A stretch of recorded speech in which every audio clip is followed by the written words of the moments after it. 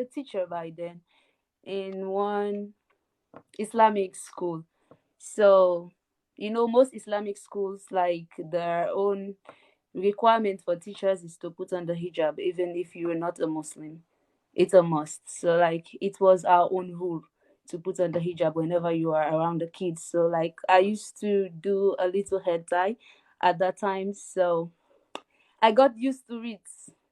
And when yes, and when I was ready to leave the school, because I decided to go to college, so I decided to just stop teaching. And my boss, because we were having a proprietor, so I think he's the sole motivation for me to put on the hijab, because he was the one that told me, like, don't take it off. Since you have started putting it on, then it's a good thing. And in fact, this is a requirement for women in Islam. It's a must. So you don't need to take it off again. This will protect you. And he started giving me, I don't know how to call it, but it's like a dawah. He will always remind me of the hijab and how I look good on it. And also, I think he is my sole motivation. He was the first person that told me about the hijab, and he was the first that told me I look good with the hijab. So I gave it a thought, and I thought I gave it a thought, and I start praying, because I think whatever you do, you need to involve Allah in it, so it becomes easier for you. So I start praying, and I'm sure because I was praying, that's what makes it easier for me. Because the courage to put on the hijab was my problem. Because, like, I have never tried putting it on. I only put on hijab when I'm about to go to the mosque, or if it's Ramadan. That's the only time that I put on hijab. After that, then I'm a normal person like anyone else. So I think that's my journey. But I actually prayed over it. I didn't just wake up one morning and decided to put the hijab on. I prayed over it, because that was a tough decision. I wasn't sure, I wasn't certain if um, I will accept the hijab, even though I intended to put it on. So I think that's, yeah, I think that's what motivated me. My boss, and by the will of Allah, He made it easier for me. Yeah, so may Allah subhanahu wa ta'ala bless your boss. Amin ya Rab. Guide it. Yeah. So like you said, firstly motivation, then wait, which I think which was the key, in your explanation that you have to pray for it. So for most girls, most who are having this struggle, they have sickly, stuff like that. I think the first step for them to make, like, to pray for it, right? Yes, I think that's the first step, because putting on the hijab, you need connection with Allah. Because you can't say you are going to put on the hijab and you're not praying. You don't have a relationship with Allah. You need to have a relationship with Allah first, and that's the only time that you're going to be confident that this is the right thing to do. Because you can put on the hijab without praying, and maybe if something goes wrong, you decide to take it off again without any shame. Oh, But if you have a good relationship with Allah, I believe you have that fearness that I will never take this off, and I'm putting it only for Allah subhanahu wa ta'ala. So I think praying is the first step. You need to have that connection. You need to start doing your salah. You need to be consistent with your salah. I think that's the first step. yeah, yeah. Um, I'm starting to think like it's a license, right? Like you go and get your license for you start that. Yes, so the prayer is like a license that will guide you through. Yeah, yeah. So but it seems like you have been with the hijab for like years and like, Mashallah. yeah, sure. Like I mean, like, what is the thing actually that keeps pushing you like that? Yeah, because a lot of people think the same thing, that I have been putting on the hijab for years. And whenever I tell someone that this is my first year, like, putting on the hijab, like, they are like, you are kidding me. But I think everything is you need to be ready for something. Like, you need to be ready. I was ready to put on the hijab. it wasn't I didn't do it for someone, even though someone motivated me, but I decided to do it for my own Jannah and for Allah subhanahu wa ta'ala. And I think that's why I decided to push through, because I actually tried to learn everything at first, because honestly my hijab was horrible at the first time. I didn't know how to, do the wrapping and all of it. Yes, I had to go to YouTube. I was on YouTube constantly to learn. And also, I was praying, I was doing all the stuff, but I think I needed to learn the Quran also. I needed the knowledge of it, because it was so like embarrassing of you putting on the hijab and you can't even recite one juzu in the Quran. For me, it was embarrassing. So I decided to learn the Quran. And it was so difficult to learn because I didn't even know the alphabet. I had to start from scratch. And what I did was I even enrolled to a school, an Islamic school. Honestly, I was sitting down with the little kids. I was learning Alif Ba, yeah, with the kids, and sometimes they were gonna laugh. They laugh, they'll laugh at me because like I'm older and they're learning Alif and Ba and things like that. But I was like courageous. I think I had patience with it. I had to deal with it, and with my patience and with the help of Allah, because I was always praying. I believe one of my best prayer points to Allah is, please grant me the knowledge of the Quran. Make it easier for me. And He did. He made it easier. And have learned so fast in just 1 year. I believe people learn the Quran for like years. They were enrolled to a Quranic Arabic institution, but I did it on my own. I had like private, tutors, and I use YouTube also. So Allah made it easier. And everything I learned so fast. Everything you see me do on TikTok, I learned them so fast in 1 year. I have never been practicing any of this. In 2020, if you ask Fancynatu to recite for you Surah Al-Ahzab, I can't. Honestly, if you ask Fancynatu to recite for you Surah Al-Ikhlas, I can recite it, but not with tajweed. But now I can do that by the help of Allah subhanahu wa ta'ala. I believe this is how I transformed, and it because I was consistent and I was ready for what I wanted to do. It was not for someone, it was for Allah. Alhamdulillah, Alhamdulillah. So, knowledge in Islam is a must, and most of the sisters having this struggle actually are in already. They are with the hijab, but they lack the knowledge. You understand? And this is a Exactly. community because if we have a huge amount of our women that lack the knowledge of Islam, then on what platform our children are going to grow up to? This is the question. On what platform? You understand? Stuff like that. Because the first school of a child is the mom. But if the mother lack the knowledge, then I think our next one is in big trouble, you know. So Um, yeah, sisters should actually come in and try to Quran, which is the foundation, which is a must as a Muslim, you know.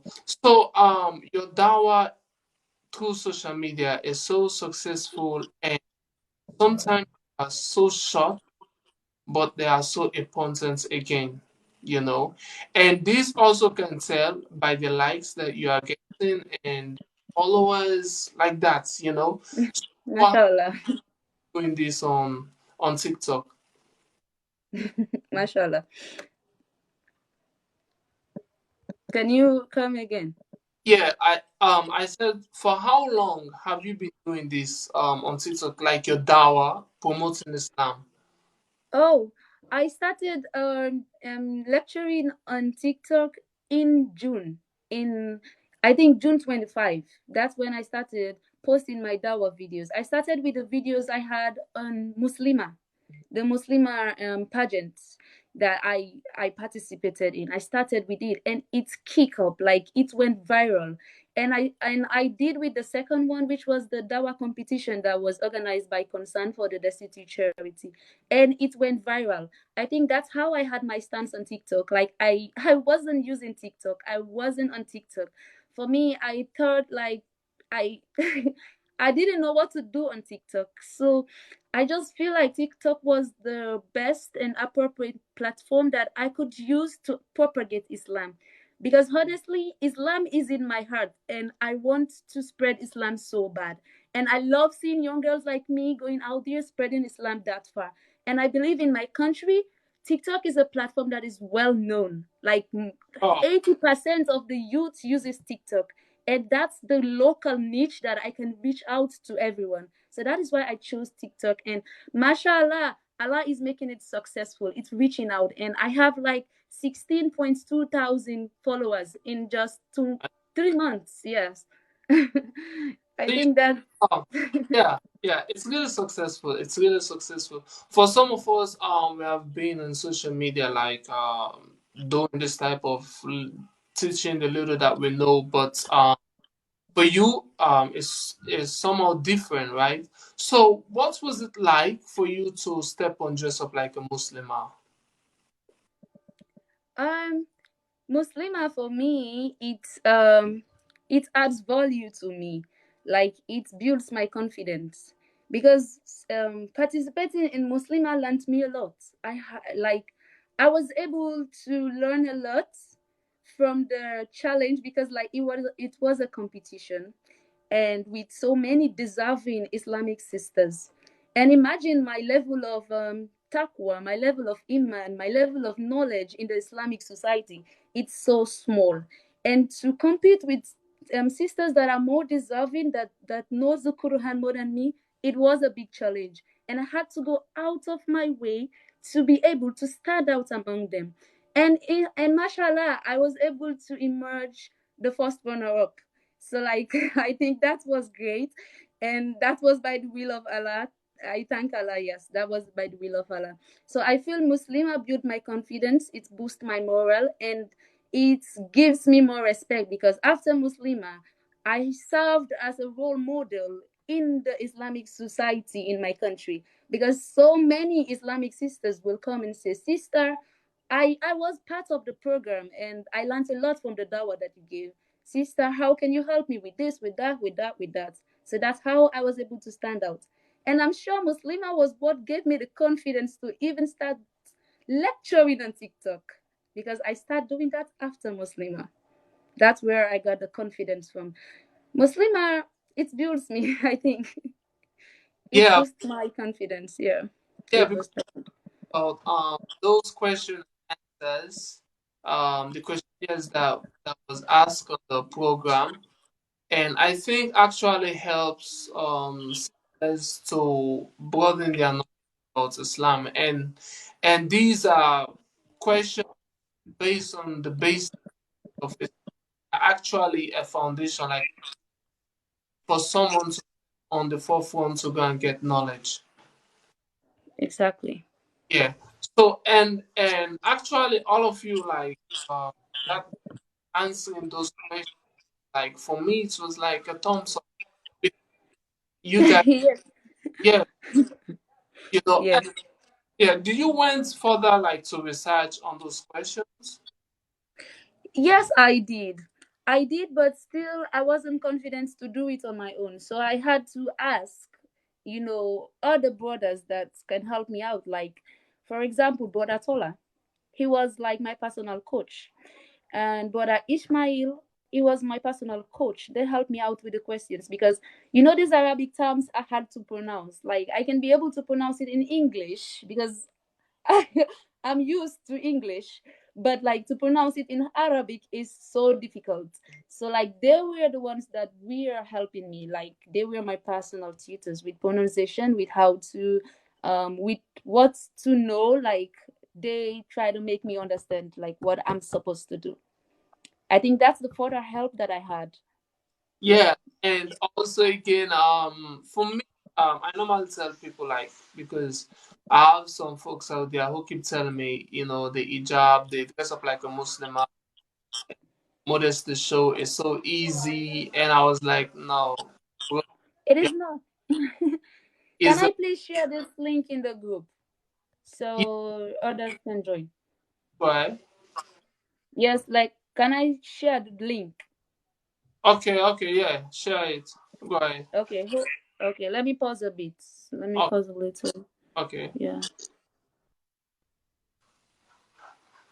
So, guys, we're going to wait for her so that she can share the link of the interview which is currently going on. So others can have the opportunity to witness it. So please, let's wait for her. Okay, she'll be back soon. You know.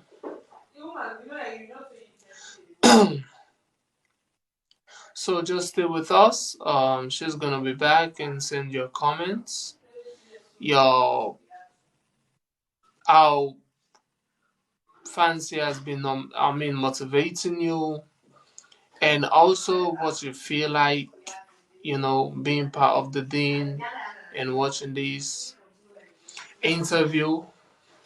Anyway, there's going to be a lot of things that you and I are going to learn from Fancy. She's actually new with the job. She's just like 1 year with the job, and for me, that's actually surprising, very, very much surprising. Okay, so she'll be back.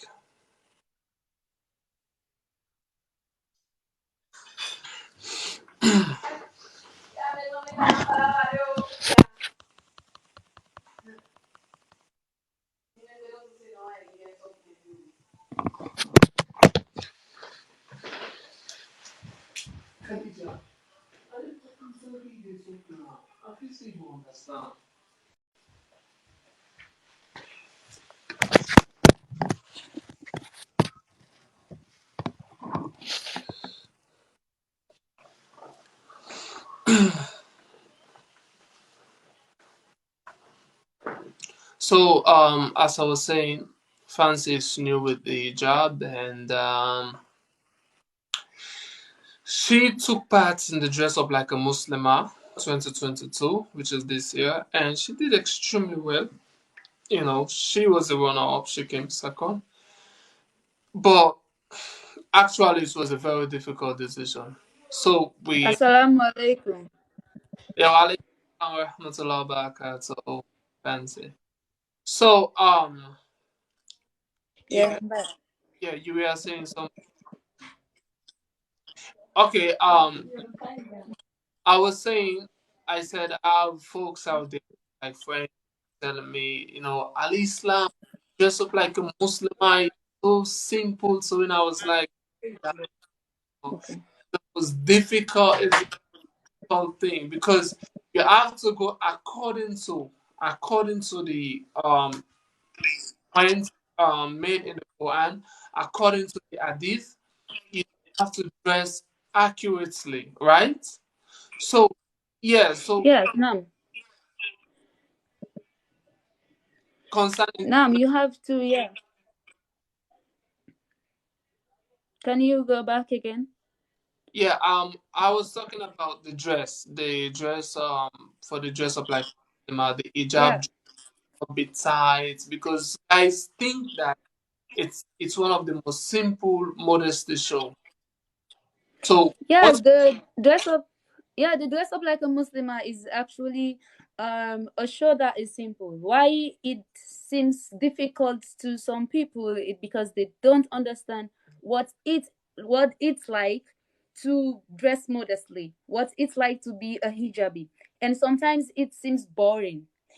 But like honestly, I believe the main aim for the show is to educate the girls out there on how to put on the correct hijab.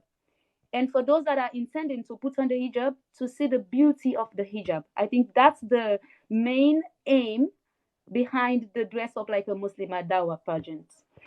Yeah, yeah. Because, with hijab, it shouldn't be tight like that. Yes. And yes, the way you walk is also counts. So for me, in my own perspective, I'm thinking like it's very difficult, you know, because for sisters like you, new, new in job, you have to go all of those things that you're not used to. The dress shouldn't be tight. You should walk straight. You shouldn't be moved like outdoor celebrations, walking or your normal work. You have to put yourself in shape, so this is what I was trying to explain to my friends. Like, for me, it's difficult for you to be, I mean, like, for you to take part, but as you're saying, it's also again educative because the audience, you have to teach people, both male and female, and Yeah. how to dress.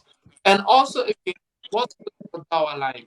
Like, I mean, you go on stage and explaining your dawah. What was it like behind studying those strategies and how to do your instruction? I think the dawah aspect is one of the most important parts in the dress up like a Muslimah event because it's the most educative part of it. Because you have to have knowledge of the Quran. And not only having the knowledge, but you need to propagate the knowledge to others. I believe that's something we should do as Muslims in Islam.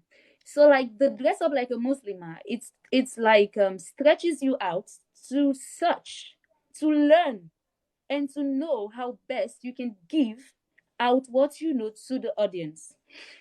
I believe like the part of the dressing is simple because most of the dress up like a Muslimah is for most of hijabis. Hijabis are the people that normally take off the, yeah, so they are used to it. So like they have the baggy clothes, they're used to putting on the big hijabs and all. So like that's very simple for them.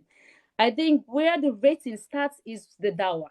Because you have so many Islamic sisters out there that put on the hijab without the knowledge of the Quran, which is so bad. At least know what you are practicing. Just don't practice for the world to see, but know to satisfy your own conscience, to represent yourself as a Muslim, and to please Allah subhanahu wa ta'ala. So that's the hardest part of Muslimah because you have to go out there and showcase what you know Sure. and how best you can make people understand. And mashallah, the previous Muslimah that I was part of, like people learned from it a lot because most of the sisters had knowledge of the Quran and they were able to educate people.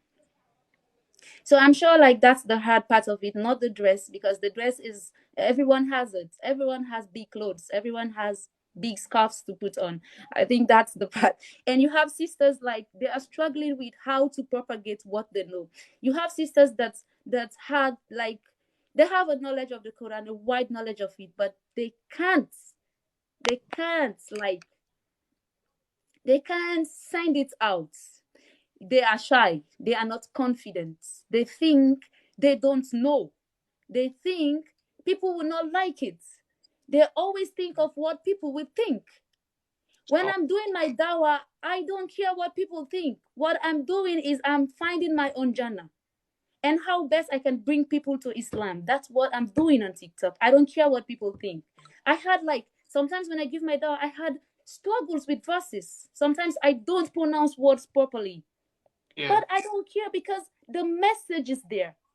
The idea is there. If you know what I'm trying to say, then you will know Fancy is trying to point out this. Yeah. I think that, yeah. So you need not to be shy because in the Quran, like what Allah says, you don't need to be the most knowledgeable person to give out dawah. Dawah is compulsory for Muslims. We should give out dawah. Be you male, be you female. So you don't need to be the most knowledgeable person. You can not only one juz in the Quran and you can give dawah. As long as you can communicate efficiently. You can give dawah without quoting from the Quran because you have translations. You have Qurans with translations in English, which I know most of our people in our country knows English. So you can give dawah. So I feel like that's the that's the main point of Muslimah, to Yeah. educate people. You're right. You're right. Lately, I have got in touch with sisters who, I mean, like, got motivation from you directly, Mashallah. and they be telling me like, um, I want to take on the hijab, but I'm used to this worldly dress. I'm scared. Firstly, I'm scared, and secondly, I don't know how I will look like in the hijab, and feeling is bad. So, Fancy, what's your comments on that? Like what I first said when we started the life, everything you do, you need to be ready for it. If you're ready to be an ambassador of Islam, be ready to be a slave of Allah. Like what I always say, I always love to use this hadith that says, Adunya sijnul mu'min wa jannatul kafir. In this dunya, believers are like prisoners. Um, But in the hereafter, they are not prisoners. But the kafirs, the dunya, is like Jannah for them. So if you think putting on the hijab makes you look less beautiful or less attractive, know that this dunya is a prison for you. Nothing is meant to be perfect here. You're not meant to be beautiful here. You are fighting for Jannah. And once you earn Jannah, you will be the most beautiful person. You had no one to look up to.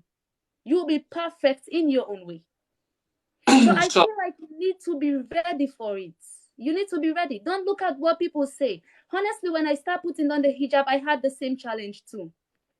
I thought like my looks change. yeah. I look, yeah, because when you start putting on the hijab, it's different. You look somehow old. That's what we think. Like I look somehow old. I used to look young. But you're We, older than without the. yeah, that's what most people say. Like you're more beautiful now, like with the hijab when compared to when you were not Uh, with hijab. you know, Yes, of course. um, for me, there is a hidden beauty in the hijab, a beauty with lights. Yeah. So, so sisters shouldn't be afraid. They should come up and put on the hijab. The other day, I still remember talking with Kebe, we are discussing, and what I said to her, you guys, you, Aminata Kebe, and Margaret, Geto, and others, you are in a position now, including me, also. We are all in the position now where there is no turning back, right? Exactly. Get back, and either we go with the flow or we just remain as we are. But sure, it is impossible for us to go back to that life. You understand? Go back to the dunya, start doing stuff that's unacceptable with Allah, which will get Allah angry with us. Now we are in the, now we are in this position where there is no turning back. So now all we have to do is to educate ourselves, because we can either lead someone to Allah or we mislead someone, away from the path of Mustaqim. So now, Mhm. we should have knowledge, we should scout for knowledge, and we will try very hard to practice them. So I was trying to explain things to her, like the logic which I use. If you drop someone in the middle of an ocean, right, and Mhm. No. either either he swim to find his way out, or he floats himself on top of the water. That's he go with the flow. He allow the wave to move with. But if he falls himself, he's going to drown. So this is in this. I mean, this is a situation that you guys are currently now. And it will be so awkward and obscure to see fans without the app. What? Astaghfirullah. Astaghfirullah. Yeah. You see, I was trying to explain to her, and her response was also good. But your motivation towards this young Gabis and towards everyone is so irresistible. It's so irresistible. But nowadays, most sisters in the hijab, when they come to social media, they have TikTok accounts and they start having likes. Example, they start doing stuff, dancing, doing things that are acceptable, and they start having likes, and they will tend to do more. I was thinking now, if I continue, yesterday I was just shaking my body, and then I have like 300. So tomorrow, if I start moving my, I think I'm going to have 1K. And when she come and do as she then she have, so sorry, something like 1K likes, and just continue doing things that are unacceptable. Like, so they are misleading themselves, and they're also misleading others, and they are making themselves looking, I mean, like ugly to everyone. So what's your comments on that? I think for the ones like dancing on TikTok with the hijab, I just like, I don't judge them. I don't want to judge them Oh, yeah, based on, yes, based on iman or what they know. I yeah, just believe everything is by step. Level of iman is like by step. You have to go to stage 1, stage 2, stage 3, and you reach to a stage wherein no one needs to tell you you don't need to do this. sure. You are the one that looks at things and say, I don't know, I'm not fit in this position. So I feel it's just with time. It is possible that they can change. It is possible that someone who has been dancing on TikTok with the hijab, maybe in the next 2 months we start giving dawah Yeah. for Oh, people to stop dancing with hijab. So like, I don't want to judge them, and I'm not in position to judge them either. I yeah, just pray, I just pray that that day will come when they will realize it is wrong to do so. But everything is by step. Even me, when I start putting on the hijab, I yeah, used to go to I go to parties. Of course, I like parties. I party a lot. I have friends that don't put on the hijab, and I will be passing around with them. They putting on short clothes, and I don't care about that. I listen to music. I dance to music. It's by step. That was stage 1. I went to stage 2, wherein I stopped putting on jeans. I went to stage 3, wherein I decided to put on socks. wow, And mashallah. then when I reached that point, I went down again to stage 1. I started putting on jeans. This is how the iman fluctuates in Islam. But when you are with Allah, Allah keeps directing you. That's why whenever you do your salah, when you sujood, don't forget to pray for Allah to protect and guide you. Like, you need direction. Because Sure. without Allah's direction, you will be lost in this dunya. Now you'll think, oh, I'm a believer. When shaitan is ready to bring you close to his own path, he will make everything seem desirable for you in life so that you go to his own path. So, like, the iman fluctuates. But mashallah, now I think I cannot put videos on media of me dancing or singing. No, I can't. Yeah, it's I've not reached possible. to a point wherein no one Yeah, will tell me. yeah, yeah. But again, we also have brothers and some sisters who are attacking sisters, yeah, in such a way which, to some extent, will say it is acceptable. Right? It's unacceptable. The way they attack some sisters that are dancing on social media. Like we see in the comments, we see the talks about hate, stuff like that. So, what's your advice on that? To me personally, I don't think judging people is right. If you see someone who is a Muslim doing the wrong thing on social media, instead of just bashing out like that, aggressively on their comments, that's why there is a PV box. You can privately message them that, please, sister, don't do this. This is Islam, and we are so concerned about our religion. We love our reputation in our religion. Don't do this. You can do that. But if you go at them on public, then obviously, what do you expect? They'll go at you back. Exactly. They would Yes, say, yeah, they'll go at you back, and it makes everything worse. So, meaning, your own intention was to correct someone to the right path, but since you made them angry, then there's no work done.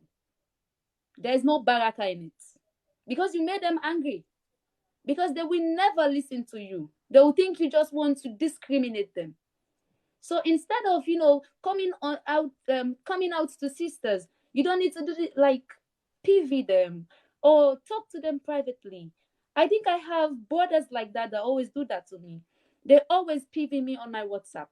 If I do something wrong that we are not expecting me to do, they PV me on my WhatsApp. Please, Fancy, don't do this. People look up to you. And I am so grateful for such response and such criticism. It is criticism, but it is better because I am able to accept and work towards making myself better through that. So I think it's wrong to judge people and coming out on people like that on social media because there's no work done at the end of the day. So, So I think that's my take. It's bad. It's bad. yeah, yeah, yeah. You You're should right. not judge people. You should not. Yeah.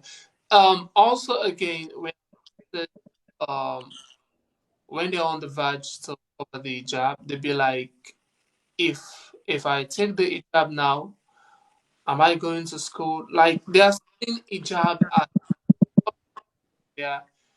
I mean, your education will go on hold, stuff like that.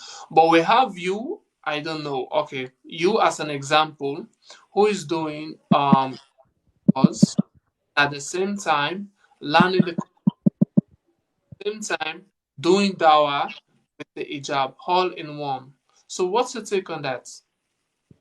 I think it's somehow maybe it's based on the environment and with people you associate yourself with that do affect what you think, because what you see and people you live around, they have an effect of how you perceive things. Because for me, all my friends are going to school. All the friends I make are going to school, they are in universities. So obviously, taking the hijab will never make me feel like it's a step back for me because the environment I surround myself with, they go to school. So the hijab is not a setback, it's not a boundary. With the hijab, you can do everything you want to do because let's just take a look at scholars, female scholars on media that are educated, they are doctors, they're carrying doctor titles, and they are hijabis, and they are doing everything else that is based on Islam. They are doing the dawahs perfectly, and they have high qualifications. Let's look up to those people and try to be like them. Yeah, and also, let's us look up to you. Yeah, I can remember vividly. We are dressed up like a Muslim, to dress up like a, you were having a test the next day. Yes, yes. Yeah, you test the next day. Like Sunday was the day for the event, and Monday was your test. But you go for the sake of Allah, right? For Allah. And I still Yes, remember so many meetings. I mean, like Islamic meetings, where you would be so busy, you would be having a busy schedule, but you have to switch over and again. I can recall when I was doing the street poem video, right? You yes, left. You was having an exam, right? You were, yes, I was. okay, yeah. You have to left that, and I think just after your paper, you came, and then we do the video. Like, Yes. so for me, I think you again is another example. You know, Mashallah. yeah, because you are sacrificing for Allah. You have most of us brothers and sisters. We are doing it for the dunya and behind. Yeah. But for you, you are putting things behind for the sake of Allah. Yes. Yeah. So what's your comments on that?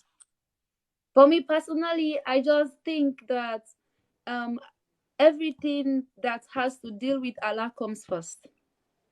Allah comes first, then everything else comes after.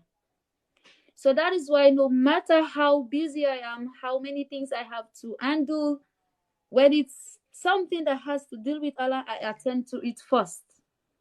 Because why? Allah is the one that gives me the energy to go to school. Allah is the one that grants me knowledge to pass to another stage. Allah is the one that grants me health to be alive.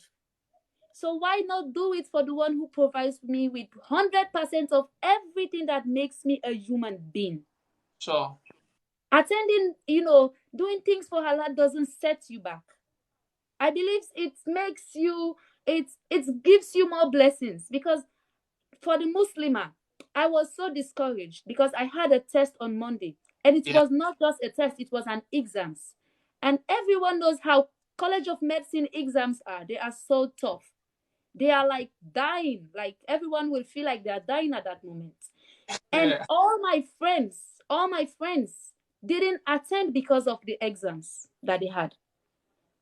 That was so discouraging for me. I had to go there on my own with few people to support me. So guess what? I was sitting there because the Muslimah it lasts for like 8 o'clock at night. And imagine I had to study. I had to study by that time. And I was, oh Allah, I know I can do this, and I know you can help me too. So after the Muslimah, guess what happened? I thought I would win. I didn't win. Yeah. And it was so frustrating. It makes everything worse for me. I didn't win. I lose. I had to cry, all of it. And when I went home in the morning, I decided to just read through.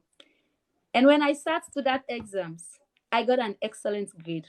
That's what Allah does for someone. That's what Allah does for his servants. When you think things are going wrong, everything is going wrong. If you believe in him, it changes the situation to a fantasy that you never imagined. Yeah. Sure.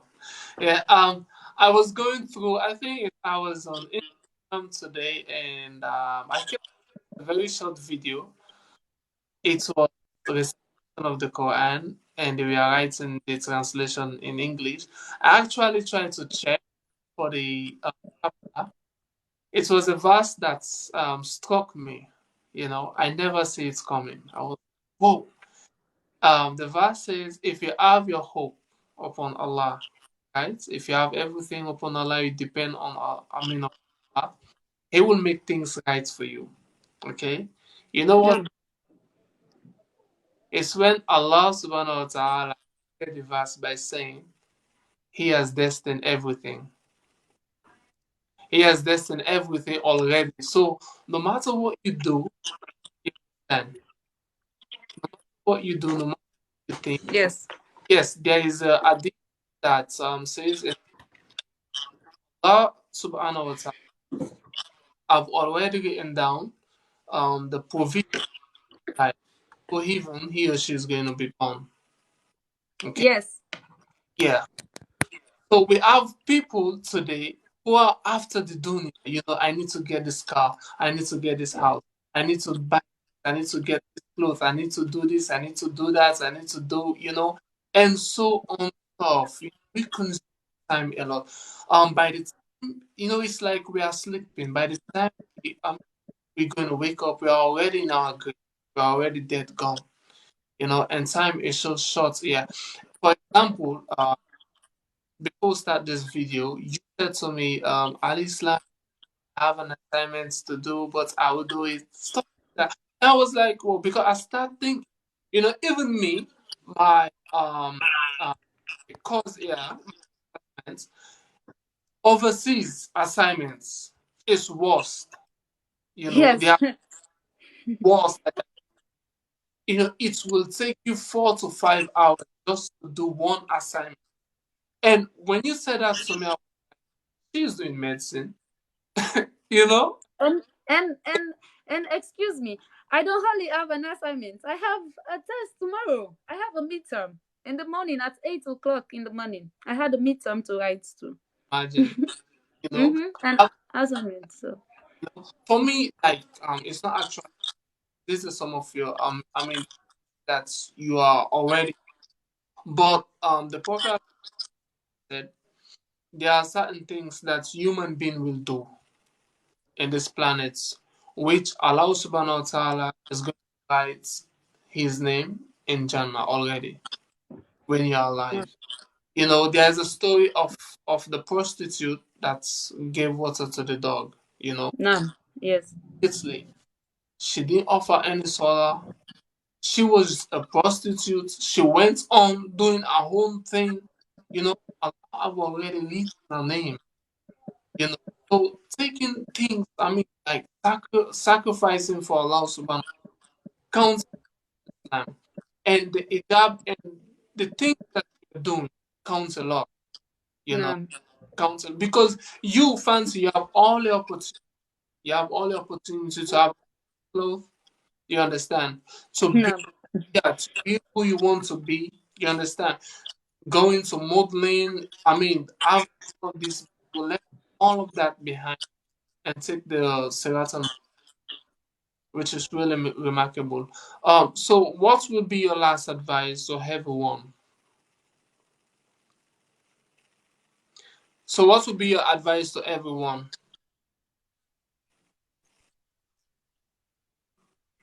Um, my advice. Okay, my advice.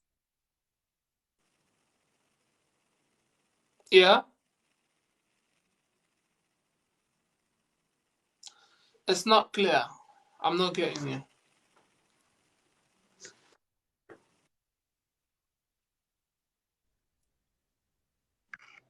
Can Okay. you get me now? Yeah, yeah, yeah, yeah.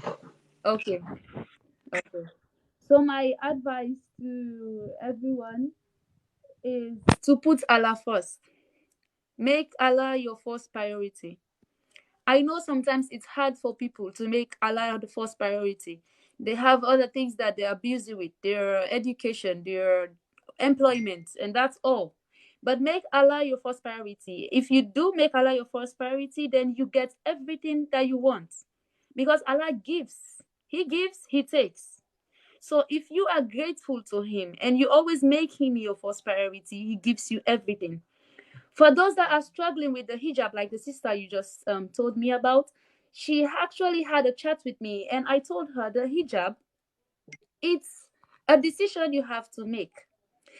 It's something you need to be ready to take because you can't take the hijab today and maybe after 6 months you take it off again. And I even told her, like in Creole, for example, I quote, I tell and say, the hijab wey you put, I feel married those. Married those wey don't put you, they na do or die. Forever. Now una they Um, die. No matter how una do it now, but now una they die.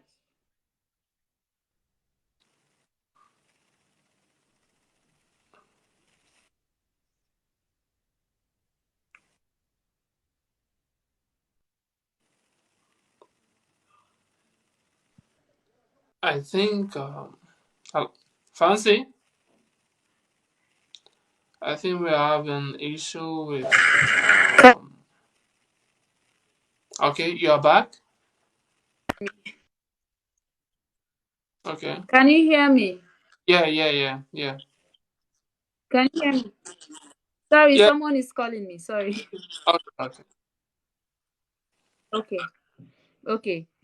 So yes, I'm back. Someone was calling me. I'm so sorry.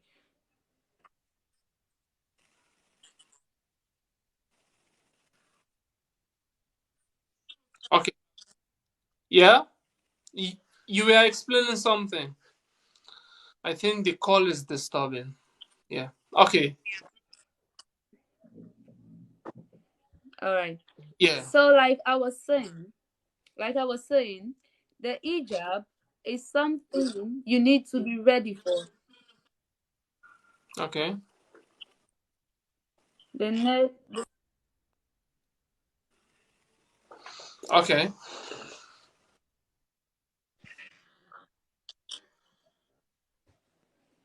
Yeah. Go all ahead. right. So the hijab, you need to be ready for it. It's a decision. Like I said about the lady that we had a discussion, I told her hijab is like, getting married to someone. It's forever. You had to, yeah, you had to be with it like forever. You just can't give up on it. So just be ready for it and make sure you make a good relationship with Allah first. Make a good relationship with Allah. If you are not performing your salah, start performing your salah. If you were that person that just perform your solar randomly, like whenever you feel like, start making it a priority to follow the appropriate times to offer your solars. Pray for Allah's protection, like pray for his direction. Pray for him to give you the confidence, because I believe that's what I like. That was my prayer point. I always pray to Allah, please give me the confidence to put on the hijab. Please make me feel like I'm beautiful with the hijab, because this is most of our problems. I'm not beautiful with hijab. So you have to pray for it. Pray to Allah. And whatever that happens to you in this dunya, you have to have tawakkul. Have faith, complete faith and reliance in the Almighty, because He is the only one. Believe in Him. That's all you need to do. Sure. In Surah Al-Ikhlas, Allah says, I am Allah, the only one, and no one is co-equal or comparable to me. So He's the only one we should depend on for anything. Be it your education, be it your marriage, be it your job. Just depend on Him. Can I go? Yeah, nice. Yeah. So, this that. So, what's your full name? Because many people don't know your full name. Oh, my full name is Fancynatu Aisha Kamara. Okay, Fancynatu. Because I still remember the first time that we met. I was like, oh, "What's your name?" And she told me my name is Fancy. I was like, "Fancy?" Remember? Yeah. I think it was concern for the destitute retreat. Yeah, yeah. So anyway, having you here is like also about grant you guidance and keep you alive and healthy and with Nam. us, because you will have to be a role model to our kids, with time to come, sure. Nam. Yeah, so Nam. all of you, because you are really doing well. So, guys, we'll meet again next time. This is Fancy, one of the most motivational, I mean, inspirational, you know, and dress up like a Muslimah. She did extremely well. Her performance was so outstanding. It was very difficult, but it's easy, and she went through it. And now today, so she's currently doing medicine, right?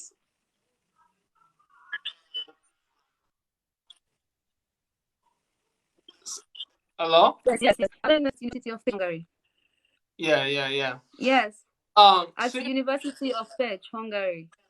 yes. So she's our future doctor with the, as you all know. Uh, Mashallah. Inshallah.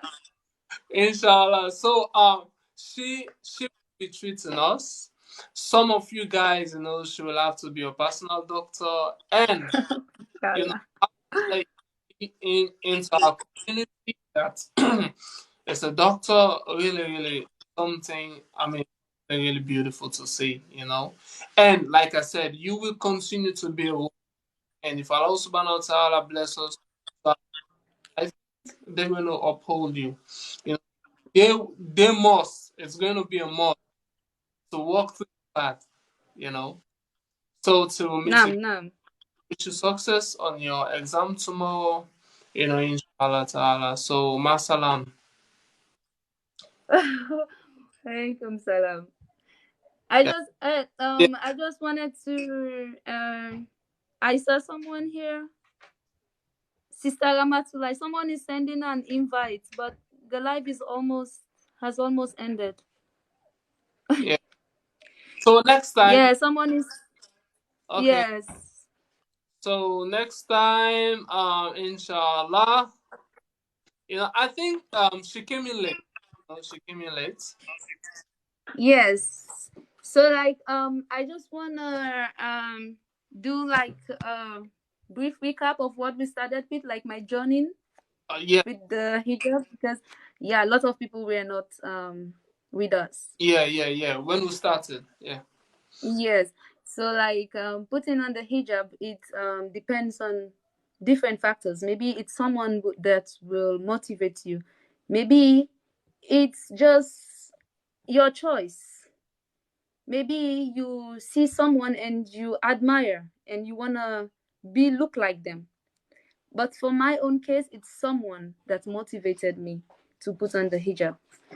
And mashallah, I think I'm grateful for meeting that particular human being because Now, he was one that Allah used to direct me to Islam. Because honestly, I was a bit of a Muslim and a bit of a Christian. I used to go to church. a To Christmas, surprise you, that's how we normally say Christmas. yeah, I used to go to church, and there was a time that I was really, really serious with Christian activities. I go to church a lot. I read the Bible. I always sleep with the Bible. Like, it's always around me.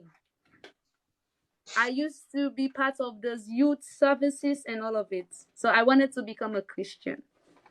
But then Allah used someone to change that belief of me and direct me to the right path, which I think I never regretted to um, come to Islam, because there is a difference and it's huge. You wouldn't know unless you become a Muslim and accept Allah as your only creator, and you accept Prophet Muhammad sallallahu alaihi wasallam as your messenger. That's when you know the difference. So the difference is there, and I believe this has been my best decision, choosing Islam, choosing the hijab, because I feel like Islam without the hijab as a woman, for me, I don't want to judge, but it is not complete. What completes your faith as a Muslim woman is the hijab. And not only putting on the hijab, but believing and accepting the hijab and doing the right things as a hijabi. yeah, Yeah. So I feel like this is my best decision.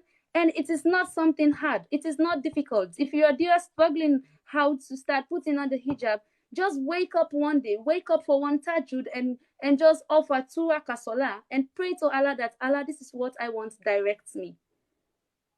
And um, I promise you, because Allah listens. He listens to his servants that ask. He will answer you. He will respond to you. sure, Yes. So that is my advice for the young girls out there, because I've had these questions a lot of time. Fancy, what can I do to put on the hijab? I want to put on the hijab, but I'm scared. I don't feel like I can keep up with it. I don't feel like I can perform all the duties that Islam is requiring women to perform.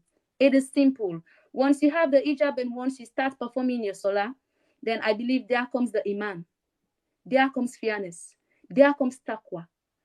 There comes your faith in Allah. And then you'll be able to deviate yourself from everything that would displease Allah subhanahu wa ta'ala. So all the young girls out there, please consider this. Put it into prayers. Make it your prayer point to dive into Islam. Become a slave of Allah, because this is our purpose.